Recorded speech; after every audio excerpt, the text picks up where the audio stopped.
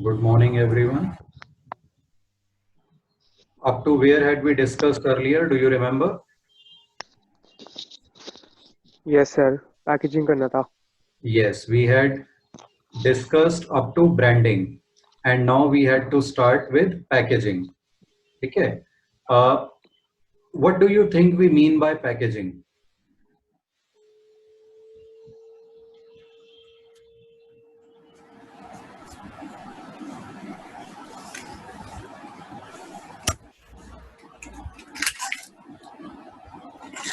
No idea? Yes, Devesh. So packaging means to have a layer of uh, something that will protect the product. Yes. Then what is packing? Are the two different? Packing and packaging.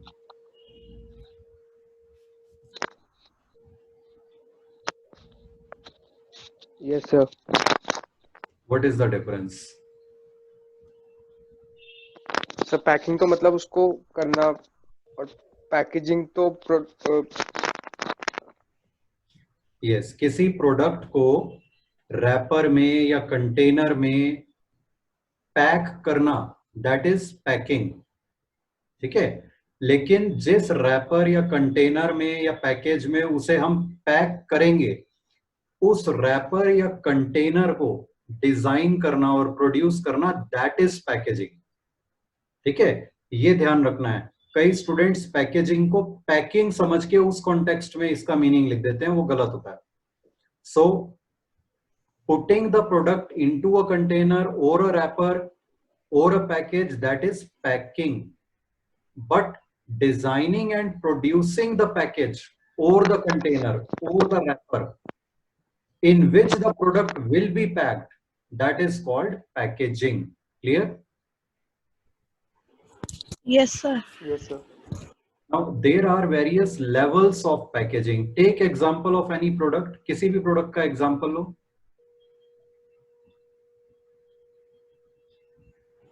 कोई भी product का नाम बोलो.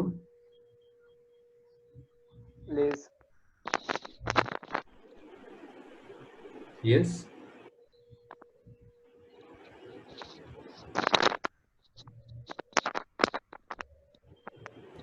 Let us Sir say Lays chocolate. chocolate. Okay. So in case of chocolate, the chocolate, when you open the package, first there is a cardboard package outside or a thick paper package. When you tear it, there is a foil inside. When you tear the foil also, then you get the chocolate, isn't it?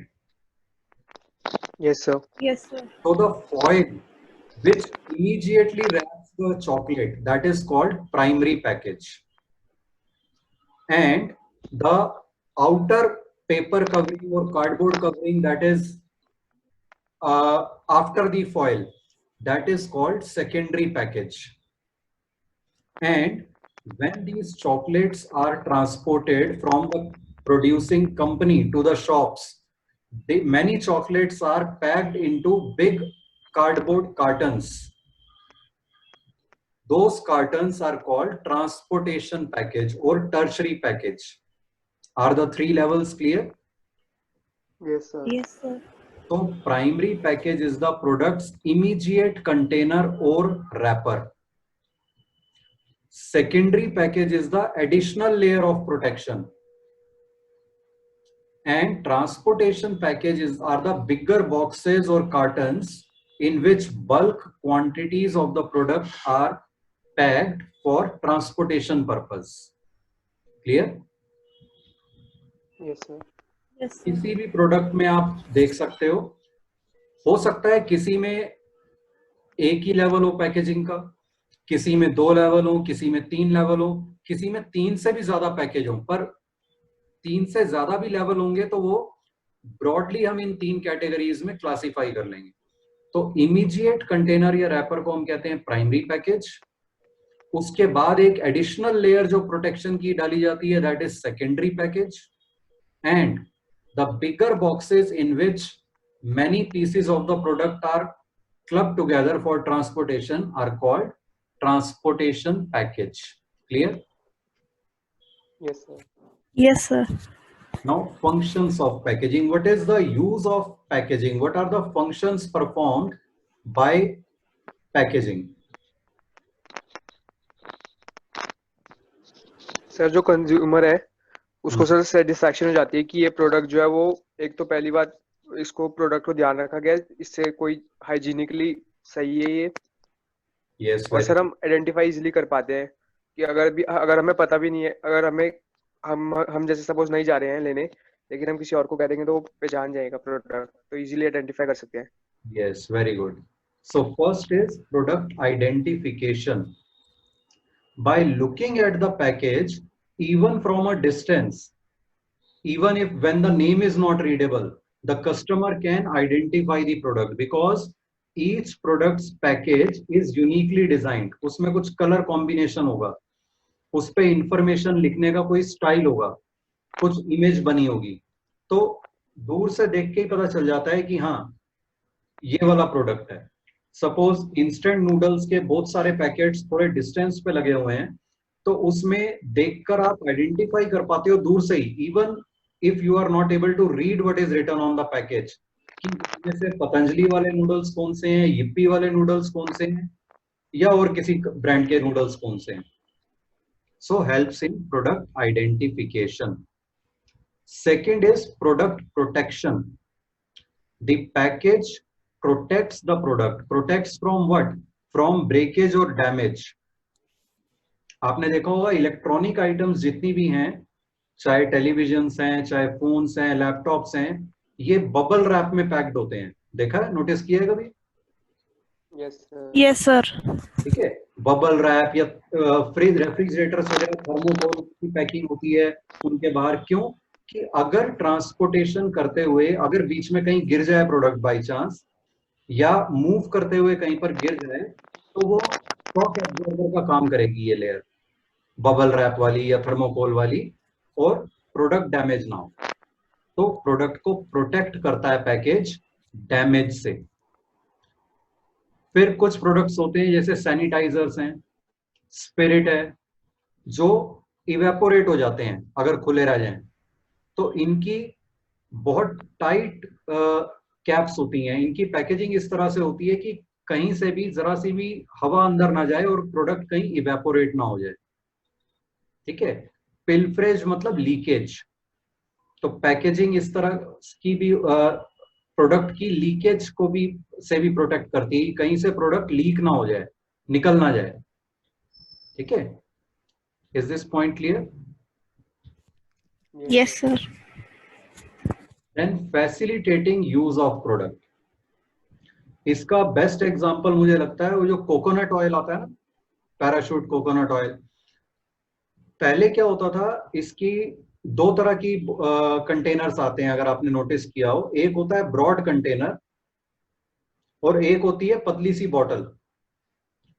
तो कई साल पहले तक problem क्या आती थी कि अगर ब्रॉड कंटेनर कस्टमर ने खरीदा है तो विंटर्स में तो उसका कैप खोला और आराम से उसमें से स्पून के थ्रू या फिंगर पे ऑयल ले लिया। लेकिन समर्स में वो जब लिक्विड फॉर्म में होता था ऑयल, तो जरा सा भी अगर टिल्ट हुआ कंटेनर तो बहुत सारा ऑयल एकदम से बाहर आ जाता था। अब पतली वाली बॉटल में क्या प्रॉब्लम होती थी, समर्स में तो कन्वीनियंट रहती थी, लिक्विड फॉर्म में उसमें से पोर कर लिया थोड़ा सा, लेकिन विंटर्स में जब वो ऑयल जम जाता था तो उसे निकालना मुश्किल होता था क्योंकि बहुत नैरो ओपनिंग होती थी। तो उसे धूप में रखना पड़ता था पहले कुछ देर कि मेल्ट हो जाए तब निकालें। तो इन्होंने, कंपनी ने क्या किया, एक कैप इस तरह की डिजाइन करी कि ब्रॉड कैप के अंदर ही एक और छोटी कैप है। नोटिस किया है कभी आपने? Yes sir. देखना घर पे अगर रखा हो ब्रॉड कंटेनर, अगर उसका रखा हो, उसकी ब्रॉड वाली कैप में एक और छोटी सी ओपनिंग होगी, छोटी कैप होगी।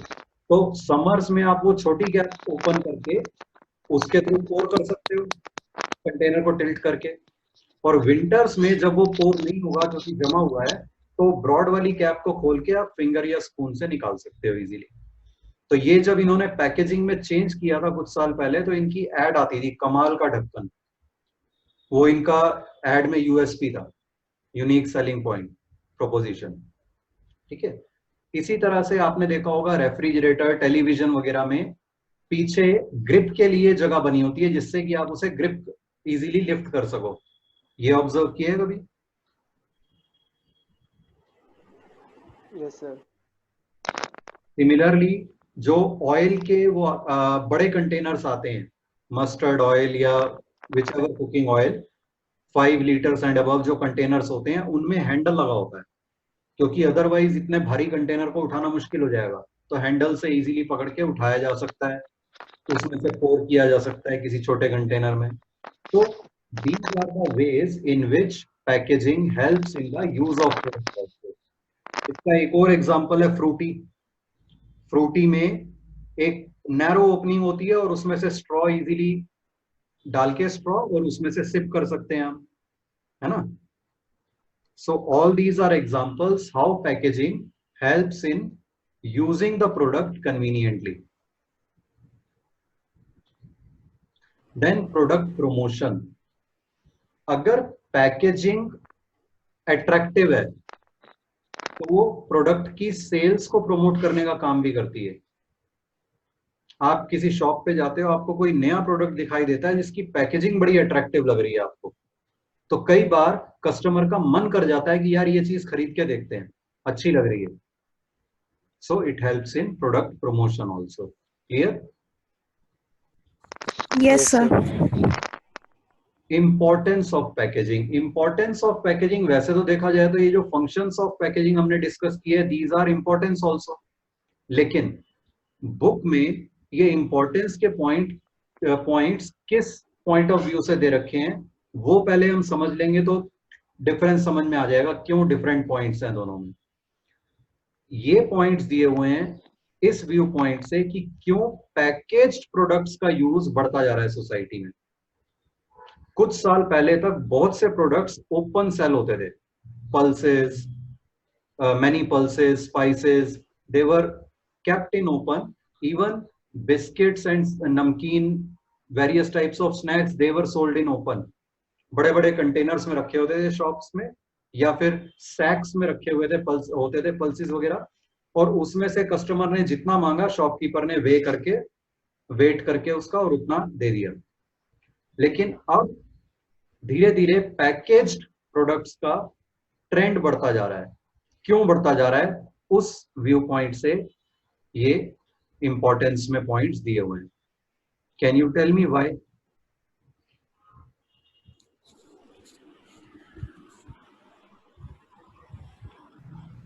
फर्स्ट प्रोडक्ट्स हाइजीनिक होते हैं। हाँ, yes, very good. Rising standards of health and hygiene. लोग प्रेफर कर रहे हैं, खास तौर पे जब एक पेंडेमिक फैला हो, इन्फेक्शन फैला हो, तब तो स्पेशली लोग प्रेफर करेंगे कि ओपन में रखी हुई चीज ना खरीदी जाए, बिकॉज उस पर पता नहीं किसने टच किया हुआ है उसे, कितने लोगों के हाथ लगे हुए हैं। So people prefer properly packaged products from health and hygiene point of view. Second point is self service outlets.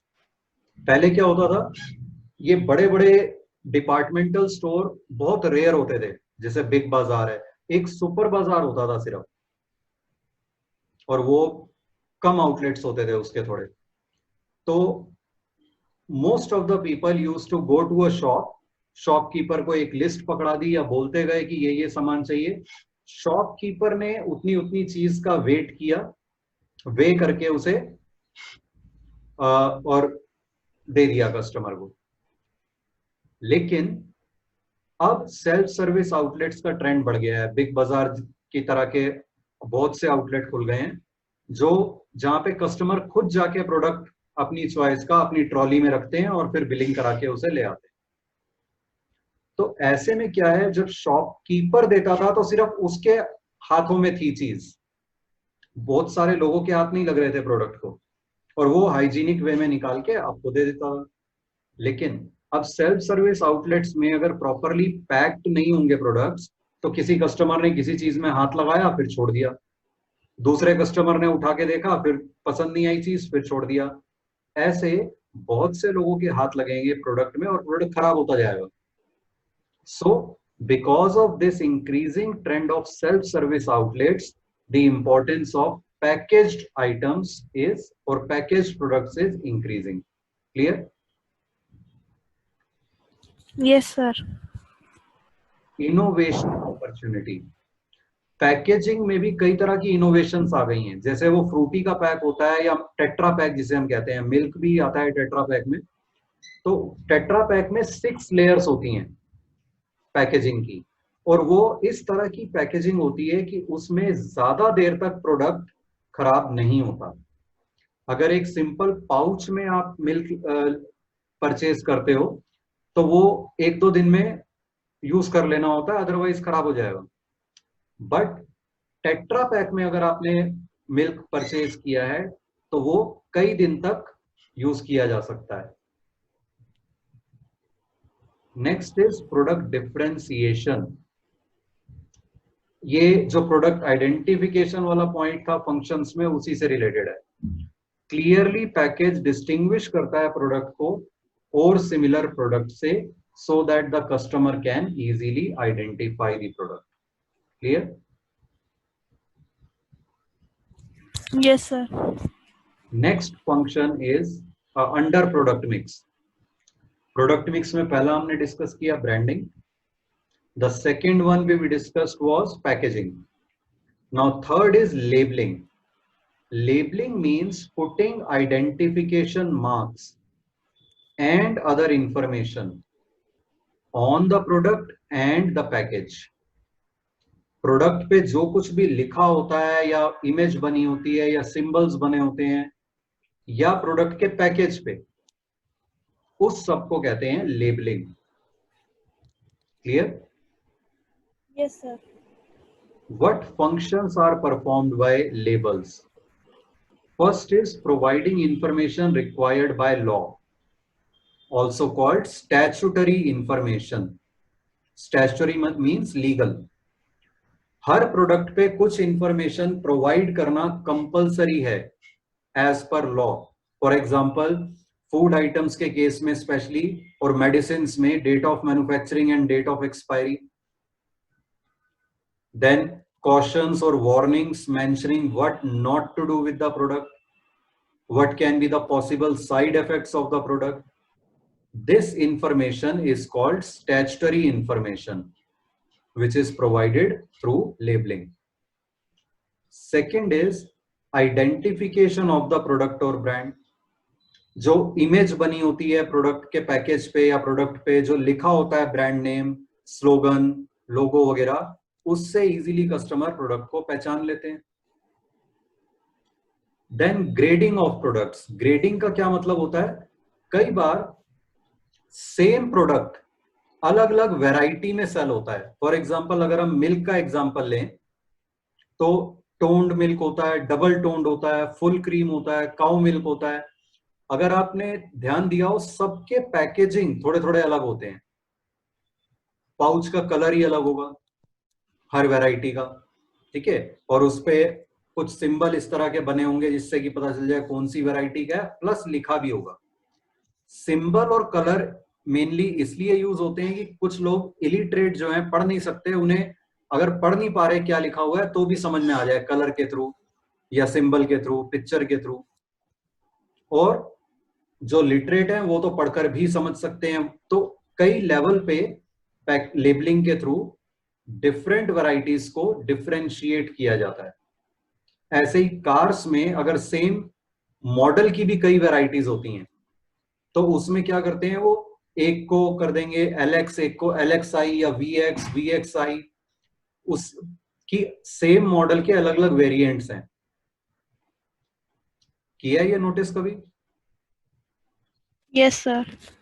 ठीक है। ऐसी राइस में बहुत सारी वैरायटी होती है तो उसमें अलग अलग ग्रेड्स, अलग अलग वैरायटी के अलग अलग वो कलर की पैकेजिंग कर देते हैं। Helps in promotion of product. अगर लेबल अट्रैक्टिव है और लेबल पे प्रोडक्ट के बेनिफिट्स लिखे हुए हैं, उसकी इंपॉर्टेंस लिखी हुई है, किसी तरह से दिखाई हुई है, तो उसे देखकर और पढ़कर भी कस्टमर कई बार अट्रैक्ट हो जाते हैं प्रोडक्ट खरीदने के लिए. Then describe the product and its contents.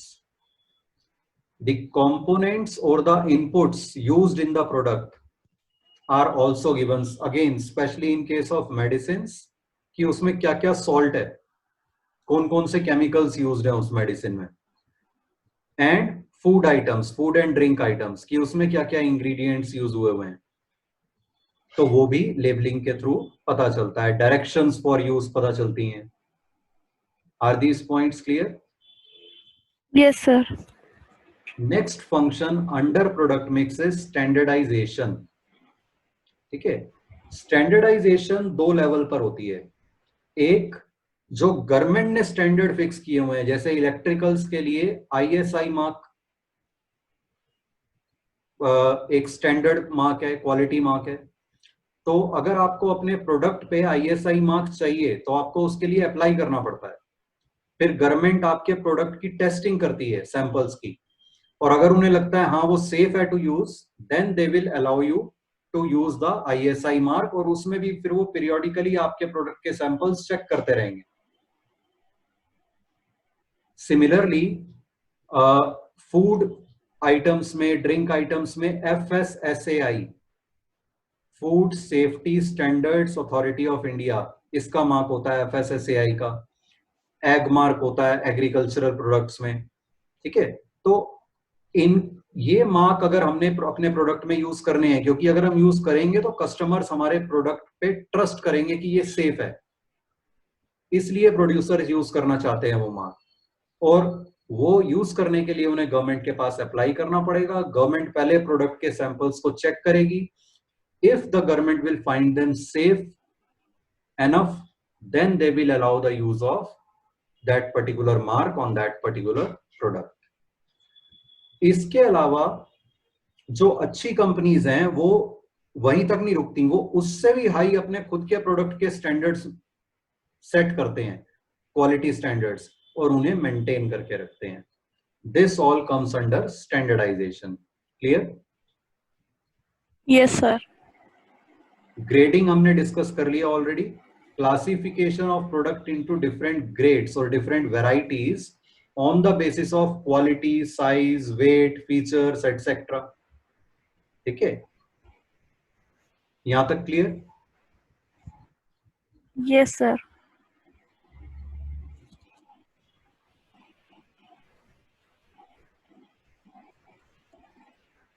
Now after product mix, next main mix is price mix. Price mix involves decisions regarding what should be the price of the product, whether we will allow discount or not. If we will allow, then how much discount and on what basis, whether we will sell the product on credit or not. If we will sell, then again on what criteria, how will we decide किसको credit पे बेचना है, किसको नहीं बेचना है credit पे. Freight यानी transportation charges कौन bear करेगा, seller bear करेगा या customer ने bear करने हैं. तो ये सब decisions price से related आ जाते हैं price mix में. Clear? Yes, sir. Now what do you think are the factors which affect price determination? किसी भी प्रोडक्ट का प्राइस फिक्स करते हुए एज अ प्रोड्यूसर आपको क्या क्या चीजें ध्यान में रखनी चाहिए? The competitive price of the product in the market. Very good. अगर दूसरे लोग सेम क्वालिटी का प्रोडक्ट कम प्राइस में बेच रहे हैं तो फिर हमारा प्रोडक्ट कोई क्यों खरीदेगा अगर हमारा प्राइस ज्यादा है तो कॉम्पिटिटिव प्राइसेस को ध्यान में रखना होगा. Yes. The profit margin that we would like to keep. Very good. Okay, first point under this is pricing objectives. Different companies may have different pricing objectives. 4 main types of pricing objectives are mentioned in our book. First is maximum profit margin. कुछ firms per unit of product ज्यादा से ज्यादा profit रखना चाहती हैं तो वो उनका प्राइस क्या होगा, जनरली बहुत हाई होगा। ठीक है, बेशक उनकी सेल्स लेस होंगी क्योंकि प्राइस ज्यादा होगा तो कम लोग खरीदेंगे, लेकिन पर यूनिट उनका प्रॉफिट मार्जिन ज्यादा होगा। इसका ऑपोजिट जो ऑब्जेक्टिव होता है that is obtaining market share leadership, जिसे कहते हैं earning on sales volume. Suppose एक प्रोड्यूसर है जो दो प्रोड्यूसर हैं ए एंड बी, दोनों सेम प्रोडक्ट बना रहे हैं, क्वालिटी वगैरह भी ऑलमोस्ट सेम है, सिमिलर है। Let us say per unit cost आ रही है 10 rupees. A who wants to earn maximum profit per unit, वो क्या करता है 10 रुपीज की यूनिट जो उसे कॉस्ट पड़ रही है वो 20 रुपीज उसका प्राइस रखता है, 100% प्रॉफिट मार्जिन। ठीक है, and let us say he ends up selling 50 units of the product, तो 50 यूनिट्स पे कितना प्रॉफिट कमा लिया टोटल उसने? 500। बी एक और प्रोड्यूसर है जो सिमिलर प्रोडक्ट सिमिलर क्वालिटी बना रहा है, उसकी भी कॉस्ट 10 रुपीज पड़ रही है, वो इस प्रोडक्ट का प्राइस रखता है 12 रुपीज, सिर्फ 20% अपना प्रॉफिट मार्जिन रखता है। ठीक है, लेकिन 12 रुपीज के प्राइस पे उसकी 1000 यूनिट सेल होती हैं, क्योंकि प्राइस 12 रुपीज है compare to 20 of the other, तो ज्यादा से ज्यादा लोग इसका प्रोडक्ट खरीदते हैं, तो वो 1000 यूनिट्स सेल करता है पर डे। तो 1000 यूनिट्स पे उसने कितना प्रॉफिट कमाया? 12,000 टोटल, 12,000 आया था। 2,000 प्रॉफिट 2 रुपए प्रॉफिट है ना, 10 रुपए का 12 में हाँ 2,000। तो 2000 का प्रॉफिट। तो ये इंटरेस्टिंग चीज है यहां पर कि पहले वाले का प्रॉफिट मार्जिन 10 रुपए है पर यूनिट, जबकि इसका प्रॉफिट मार्जिन सिर्फ 2 रुपए है बी का। फिर भी टोटल प्रॉफिट ए कमाता है 500 रुपीज और ये कमाता है 2000 रुपीज। और जनरली ऐसा होता है कि जिसका प्राइस कम हो, प्रॉफिट मार्जिन कम हो, टोटल प्रॉफिट वो ज्यादा कमाता है क्योंकि उसकी सेल्स बहुत ज्यादा होती है। तो इसलिए प्रॉफिट मार्जिन कम रखना चाहिए। पर यूनिट प्रॉफिट मार्जिन बेशक कम होगा लेकिन ओवरऑल प्रॉफिट फिर आपका ज्यादा होता है। तो ये पहले दो प्राइसिंग ऑब्जेक्टिव्स हमने अभी डिस्कस किए, मैक्सिमम प्रॉफिट मार्जिन, और बी जो हमने डिस्कस किया वो ये वाला है, ऑब्टेनिंग मार्केट शेयर लीडरशिप। इसे कहते हैं अर्निंग ऑन सेल्स वॉल्यूम, कि सेल्स वॉल्यूम इतनी ज्यादा होती है उसकी वजह से उसका टोटल प्रॉफिट ज्यादा आता है। Clear? Yes sir. Third pricing objective is surviving in a competitive market. अगर कंपटीशन बहुत हाई है, बहुत सारे कॉम्पिटिटर्स हैं, तो फिर प्राइस लो ही रखना पड़ेगा, अदरवाइज लोग हमारा प्रोडक्ट खरीदना प्रेफर नहीं करेंगे। Fourth type of pricing objective is attaining product quality leadership. अगर हम चाहते हैं हमारा प्रोडक्ट क्वालिटी में वन ऑफ द बेस्ट हो, दी बेस्ट हो या फिर वन ऑफ द बेस्ट हो, तो फिर हम उस पे क्वालिटी पे पूरा फोकस करेंगे, और क्वालिटी पे जब पूरा फोकस करेंगे तो कॉस्ट भी थोड़ी ज्यादा आएगी, कॉस्ट ज्यादा आएगी तो उसका प्राइस भी फिर ज्यादा होगा। क्लियर? Yes sir. तो ये हो गया पहला पॉइंट जिसके 4 सब पॉइंट थे प्राइसिंग ऑब्जेक्टिव्स के। Second factor is product cost, क्योंकि प्राइस कम से कम इतना तो रखेंगे जिसमें हमारी कॉस्ट भी कवर हो जाए और कुछ रीजनेबल प्रॉफिट भी मिल जाए। लॉस पे तो कोई भी नहीं बेचना चाहेगा, है ना? So higher the cost higher the price, lower the cost lower the price. Third is level of competition.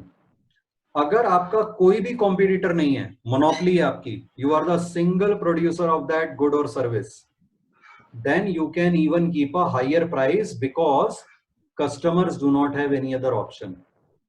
But ideally you should not do so because that will be exploiting the customers. तो price reasonable रखना चाहिए, but comparatively अगर आपका competition जितना ज्यादा होगा, मतलब जितने ज्यादा कॉम्पिटिटर्स होंगे उतना price tends to be low because every producer wants to attract more and more customers. So more the competition, lower the price. Clear? Yes, sir. Then product utility and demand. Utility आपने economics में पढ़ी होगी ना, diminishing marginal utility. Yes, sir. जैसे जैसे customer और units consume करता जाता है प्रोडक्ट, उससे मिलने वाली सेटिस्फेक्शन कम होती जाती है. और फर्स्ट यूनिट भी कस्टमर तभी खरीदेगा if the price customer is paying for that unit is less than और equal to the satisfaction that the customer will get from it. So that is this point कि product की utility, उसकी satisfaction जितनी ज्यादा होगी, उससे मिलने वाली सेटिस्फेक्शन उतनी ज्यादा प्रोडक्ट की डिमांड होगी.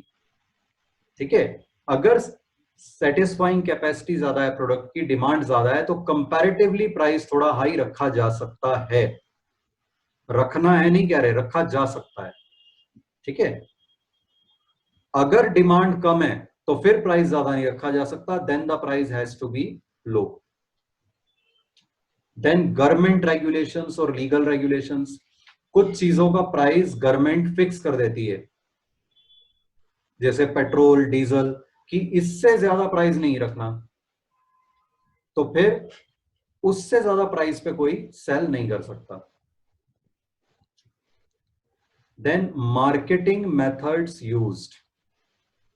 आप मार्केटिंग के लिए अपने प्रोडक्ट की क्या मेथड्स यूज करते हो, उस पर भी प्राइस डिपेंड करता है.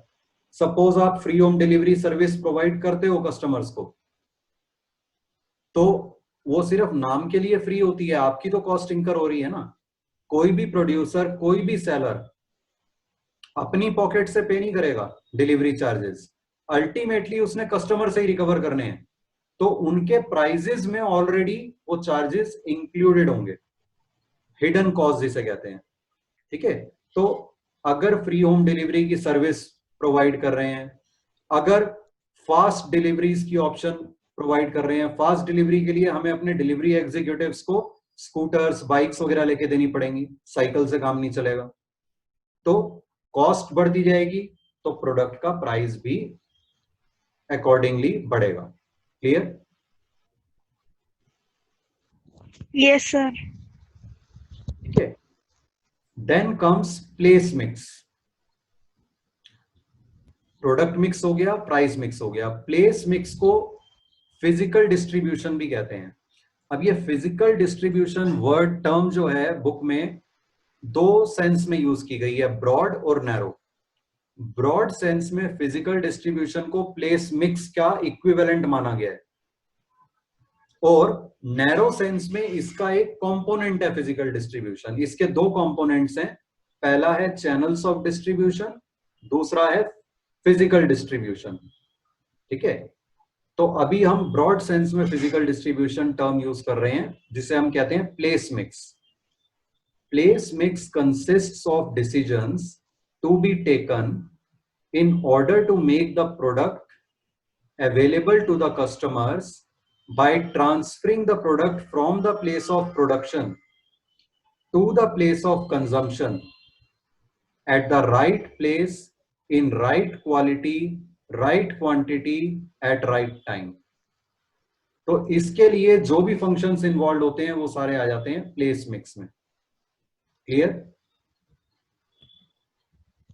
Yes, sir. Okay. इसमें पहला, एज आई टोल्ड यू, अब हम इसके नैरो उसमें जाएंगे मीनिंग में, फिजिकल डिस्ट्रीब्यूशन टर्म के. प्लेस मिक्स के दो मेन कंपोनेंट्स हैं. First is channels of distribution, मतलब the intermediaries, retailers, wholesalers, agents, जिनके थ्रू होता हुआ प्रोडक्ट कस्टमर तक पहुंचता है. These are called channels of distribution. और दूसरा है फिजिकल डिस्ट्रीब्यूशन, मींस गुड्स की स्टोरेज और मूवमेंट से रिलेटेड जितने भी एरियाज हैं, transportation, storage, warehousing, order processing, ये सब आ जाता है फिजिकल डिस्ट्रीब्यूशन में. Is it clear? Yes, sir.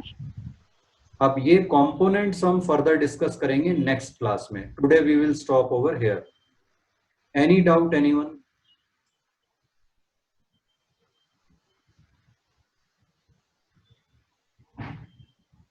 No? Okay, thank you.